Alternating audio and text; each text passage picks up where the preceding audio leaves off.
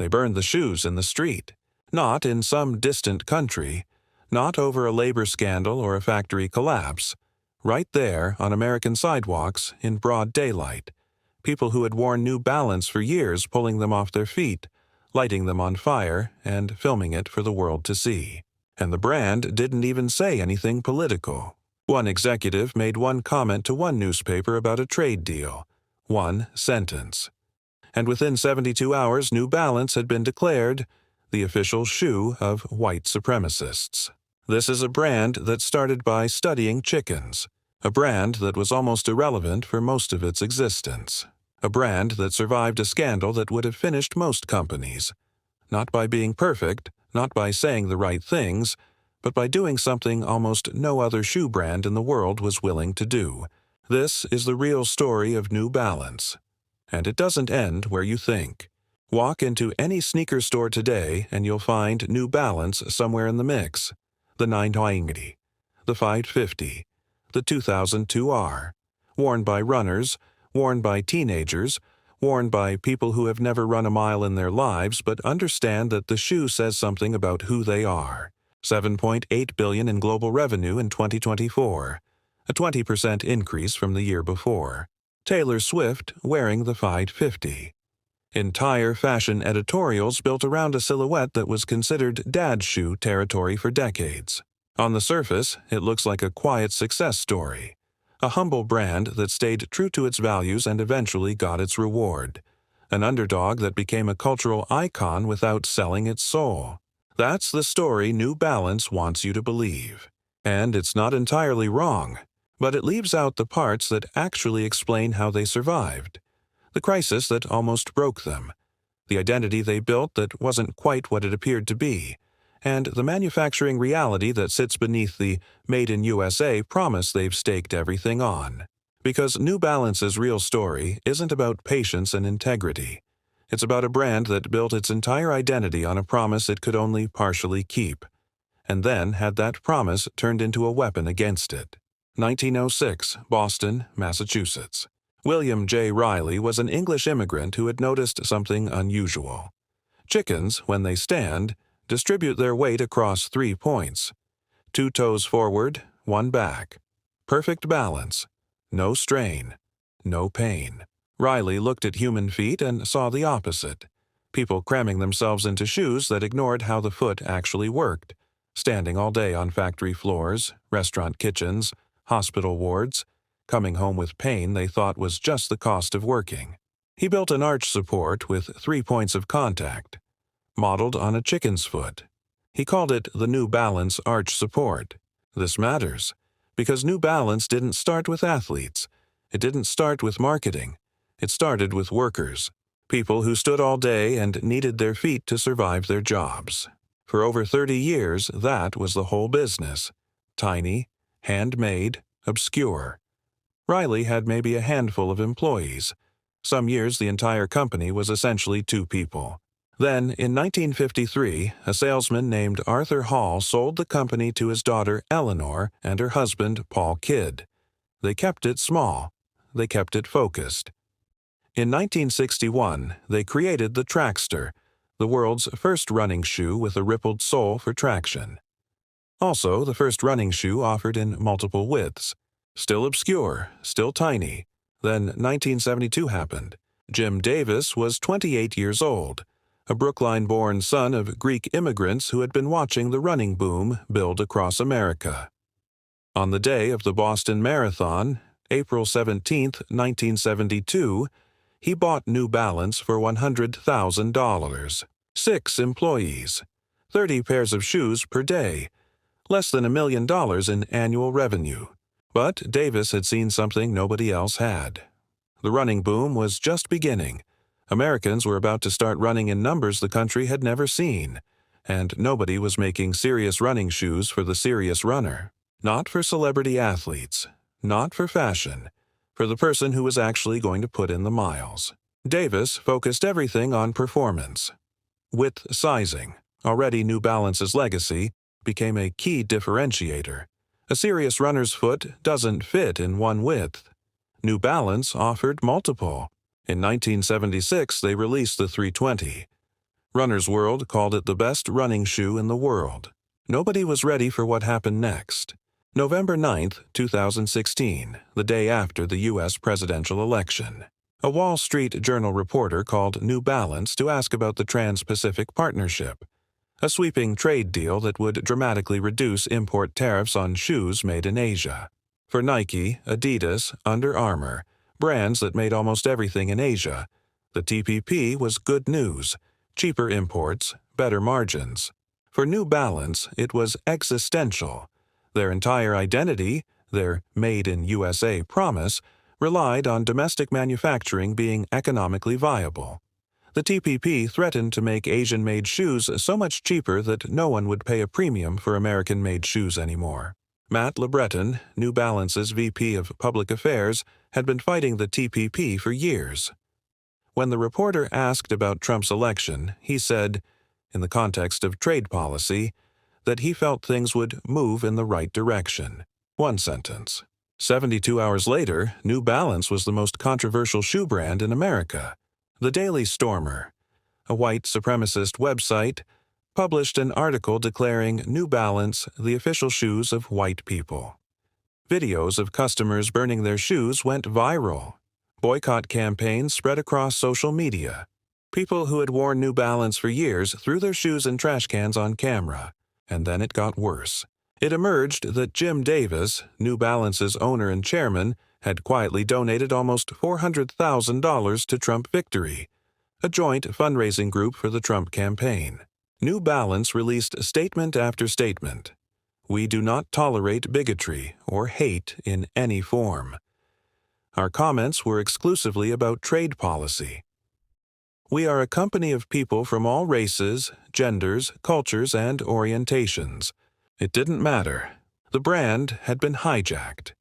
Its identity, carefully built over 110 years, was now being defined by people who had never worked there, never designed a shoe, never made anything. And here is the thing nobody talks about enough. New Balance survived it. Not by apologizing its way out, not by changing its manufacturing positions, not by becoming something else. By refusing to move, the controversy eventually faded, as controversies do. And what was left standing was a brand with an even clearer identity. Made in America. Unbothered by trends. For people who chose deliberately, not because they were told to. The scandal became proof of the brand's conviction. But there's a problem with that story, and it's one that New Balance has never fully answered. New Balance's survival mechanism is not what it appears to be. The official story is simple. They refused to follow everyone else offshore. While Nike, Adidas, and every other major brand moved production to Asia in the 1970s and 1980s, New Balance kept factories in Massachusetts and Maine. They paid more, they produced less, they stayed. And that commitment became their identity. Made in USA wasn't just a label, it was a value system, a statement about what the brand stood for. But here's what that story leaves out. 75% of New Balance shoes are not made in the USA. Let that sit for a moment. The brand whose entire identity, whose survival through political scandal, whose premium pricing, whose cultural credibility, is built on American manufacturing, makes the vast majority of its products in China, Vietnam, and Indonesia. The Made in USA line is real. The 5 factories in Massachusetts and Maine are real. The 1,000 American workers are real. The craftsmanship is real. But it represents roughly 4 million pairs per year out of total production that serves a $7.8 billion global brand. The mathematics of Made in USA requires that at least 70% of a shoe's components come from U.S. factories. The remaining 30%, certain materials, components, parts, can come from elsewhere. And the shoes themselves that don't carry the Made in USA label? They're assembled in the same Asian contract factory networks as Nike, as Adidas, as every other global sportswear brand. New Balance's genius, and its contradiction, is this. It built an identity on American manufacturing that is technically true for a minority of its product line, then used that identity to justify premium pricing and cultural credibility for its entire $7.8 billion operation. The Made in Maine shoe and the Made in Vietnam shoe both carry the New Balance logo. But only one of them carries the story the brand actually sells. This isn't fraud, it isn't illegal. In some ways, having any domestic manufacturing at all makes New Balance more honest than competitors who have none. But it is something worth understanding. Because the shoe you're wearing when you choose New Balance for its American values probably wasn't made in America. In the old brick mill building in Skowhegan, Maine, workers cut and stitch New Balance sneakers. Many of them are refugees from other shoe companies that closed in the region decades ago when manufacturing moved offshore. One worker, Ricky Eaton, was 66 years old and had worked at the plant for 20 years, cutting leather. "It's been leather all my life," he said. "These workers are real. Their pride is real. Their skill is real. Their wages, while not high, are American wages above minimum with benefits." And across the ocean, in Vietnam, Indonesia, and China, other workers assemble the other 75% of New Balance shoes. They work in contract factories, not owned by New Balance but governed by New Balance's Code of Conduct. New Balance employs compliance managers stationed in these factories, conducting audits, monitoring conditions. The conditions are better than many. The company publishes supplier lists, engages in audits, commits to improving wages and working environments. By industry standards, New Balance is considered a responsible sourcer. But responsible, within an industry built on cheap labor, is still a relative term. The workers in Vietnam who stitch the same N logo that appears on a $200 Made in USA shoe earn wages that are a fraction of what their Maine counterparts earn. Their shifts are long. The work is repetitive. The deadlines are tight. The pressure for speed and cost efficiency is constant. This is not unique to New Balance. This is the architecture of the entire global footwear industry.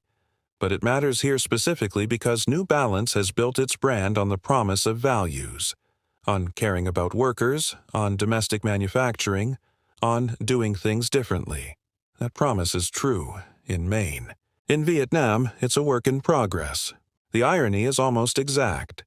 The workers New Balance was founded to serve, people on their feet all day whose feet hurt from work, are now the invisible labor force that makes the shoes possible. So why do people choose New Balance? Not the people who wore them because they're comfortable running shoes. That's obvious. We're talking about the cultural choice. The teenager who picks up the 990. The person who specifically chose New Balance in 2016 because of the scandal, or specifically abandoned it for the same reason. Shoes are never just shoes.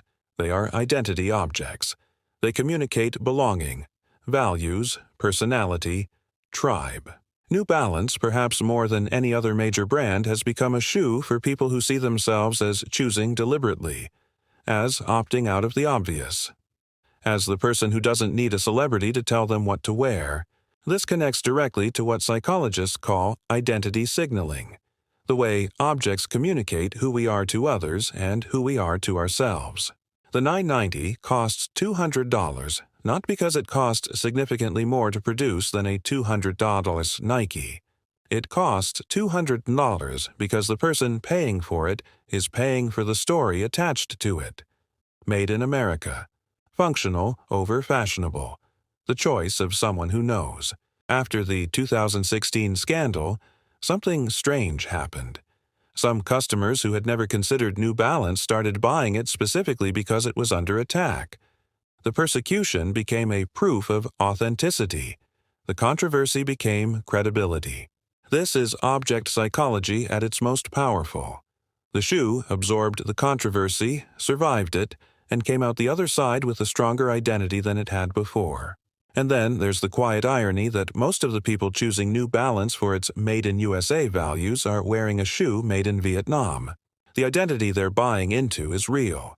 The American manufacturing values, the functional over fashionable ethos, the resistance to trend culture.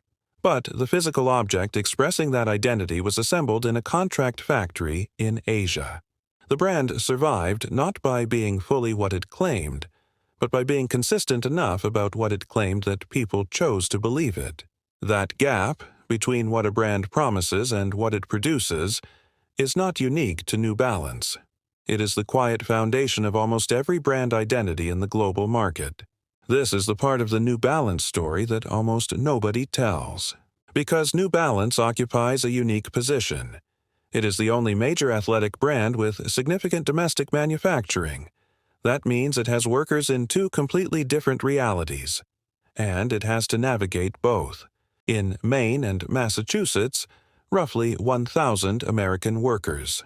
They earn wages that, while not high by American professional standards, are real wages with benefits, in communities where the factory is often one of the remaining industrial employers. People like Ricky Eaton, who have spent decades doing skilled work and feel genuine pride in the product they make, these workers matter to New Balance's identity. The brand invests in them. The factories are maintained.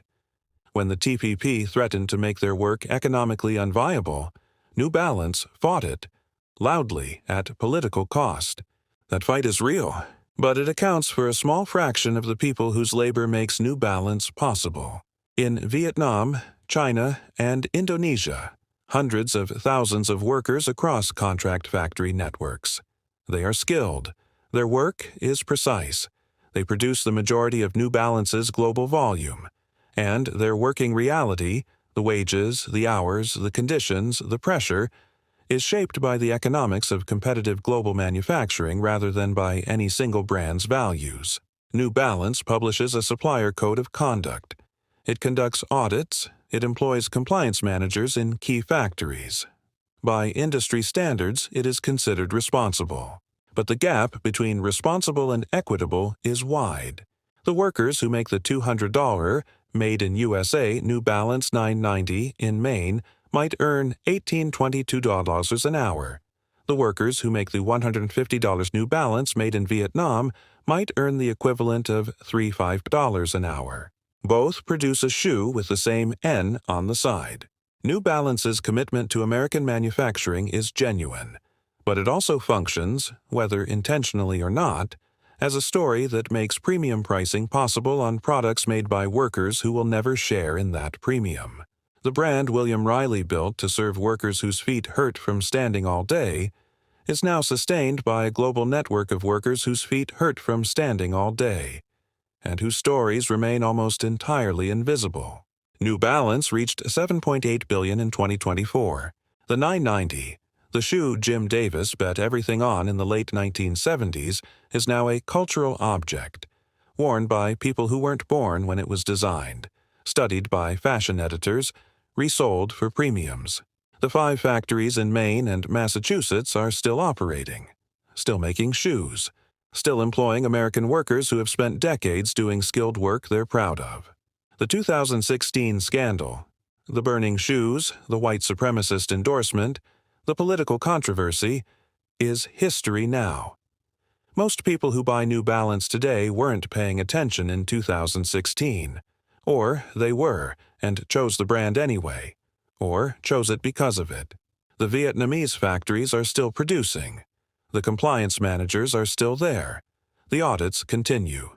Wages remain a fraction of American wages. The conditions are better than many, better than some. Still governed more by global economics than by any single brand's stated values. William Riley built his arch supports for workers whose feet hurt. Jim Davis built his running shoes for runners who were serious. The brand survived not by changing what it was, but by insisting, through political scandal, through cultural hijacking, through the contradictions of global manufacturing, that what it was still mattered. Whether that's integrity or marketing depends on which pair you're wearing, and who made it. It survived. But the story of how, and at whose cost, doesn't have a clean ending.